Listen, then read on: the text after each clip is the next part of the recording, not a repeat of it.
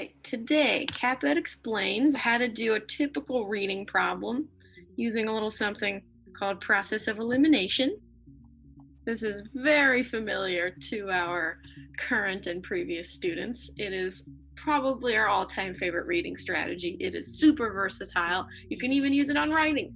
And if you're really creative and lazy, you can use it on math. But anyway, our goal is going to be not so much to look for what sounds like the best answer to us, more so to just get rid of the answers that are egregiously wrong. So any wrong answer is going to be wrong for a particular reason. 3 reasons it could be. First one, it could be contradictory. It could be a total misinterpretation of what the author means to say. We also see choices that aren't outright mentioned. If an answer choice mentions something that did not feasibly, literally happen in the text, you have to rule it out. Last one, sometimes we see choices that are technically true, they just don't answer the specific question. So we're going to see if we come across any of these on number 4 here. Now, number 4 asks, in the 3rd paragraph, the narrator indicates something. So here's the paragraph in question. So you can read this with me if you want. In my mind, I still long for Ecuador. In London, I was a foreigner, incapable of fitting in. When Papa asked me what brought me joy, I'd always go back to the years in my homeland. A nostalgic look would sweep across my face as I'd talk about chasing fireflies and watching stars in my friend's backyard. In a drawer in my room, I kept an old photo that was tattered and ripped on the corners. In it, my best friend Beatrice and I proudly displayed a catfish we had caught, our smiles so big that the mere sight of it still makes my cheeks ache with glee. Papa and I had been unpacking some new clothing we had bought for the cold London winters when he stumbled upon the faded picture in its hiding spot and asked me about it. I picked it up and held it close. Beatrice's mother took this photo of us. I was going to make a copy and frame it for Beatrice, but I was always too busy, and now I've kept it so long that it's no longer fit to copy. It's my favorite memory of home, I told him. He smiled at me and replied, "Perhaps, Elena, a new friend is just around the corner." I nodded respectfully, then I gently placed the photo back in the drawer. Okay, being as critical, as literal as we can here, if we look through our options, keeping in mind this question asked us a pretty vague prompt, the narrator indicates that. That could mean anything. The point of this question is not what's the primary purpose of this paragraph or what's the main idea of it.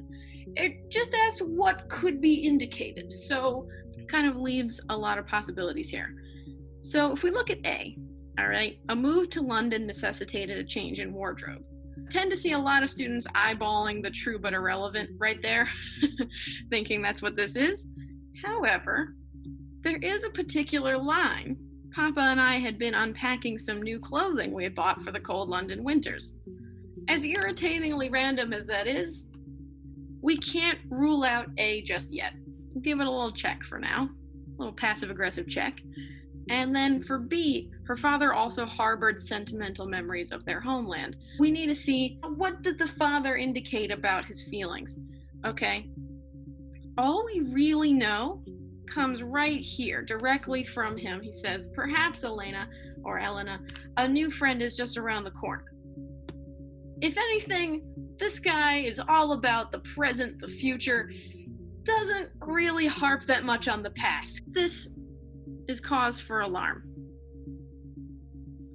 That qualifies for a not mentioned. All right, these are our problem words that I'm underlining. Things that make the whole choice wrong, okay? Now let's look at C. She and Beatrice had grown apart prior to having left Ecuador. Now, we can look back through here, but I promise you, we cannot find any indication that these 2 kids, the narrator and Beatrice, grew apart before she left Ecuador. That's a pretty random thing. The only thing we know is that they have a lot of cute memories together, as told in the photographs. I'm going to underline that. Also not mentioned.